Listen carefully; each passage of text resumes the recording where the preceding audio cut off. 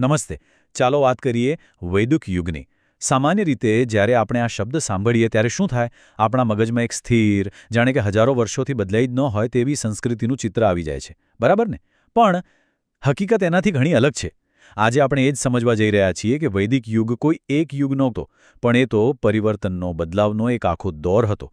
અને એને સમજવા માટે આપણે એને બે અલગ અલગ તબક્કામાં જોવું પડશે. આ બે તબક્કા જ પ્રાચીન ભારતના વિકાસની આખી વાર્તા ખોલી દે છે.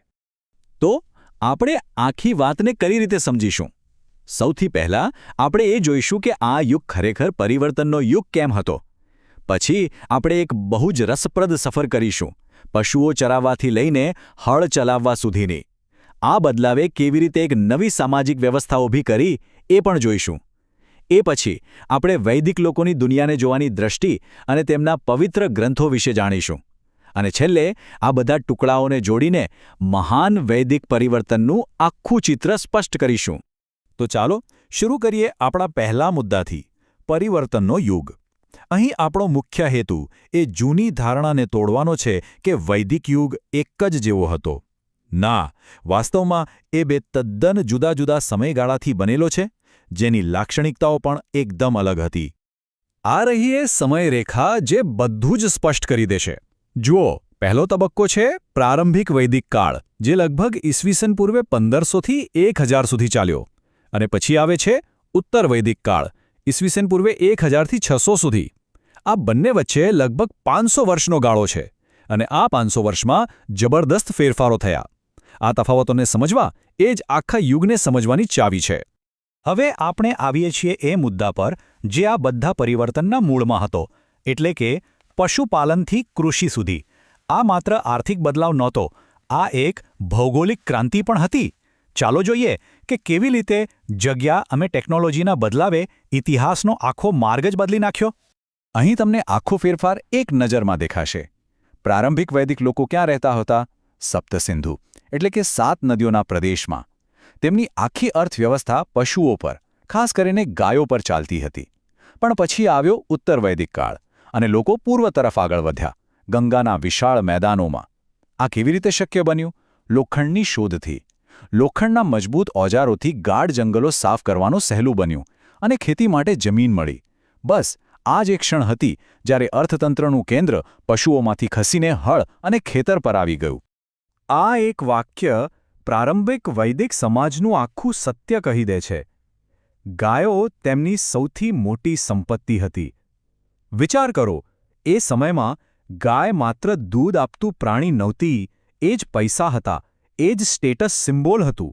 તમારી પાસે જેટલી વધુ ગાયો, તમે એટલા જ શક્તિશાળી અને પ્રતિષ્ઠિત ગણાતા.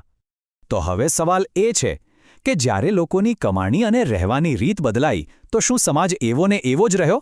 બિલકુલ નહીં. આ આર્થિક ક્રાંતિએ સમાજના પાયા હચમચાવી દીધા. એટલે જ આપણો આગલો વિષય છે એક નવી સામાજિક વ્યવસ્થા. શરૂઆતના વૈદિક સમાજને સમજીએ. એક એકદમ સરળ અને કુટુંબ કેન્દ્રિત હતું. બધું સગપણના આધારે ચાલતું. તમે કોણ છો? તમે કયા કુળના છો? તમારી વફાદારી કોની સાથે છે? આ બધા સવાલોનો જવાબ લોહીના સંબંધોથી મળતો. આ એક મોટો પરિવાર હતો, જ્યાં બધા એકબીજા સાથે જોડાયેલા હતા.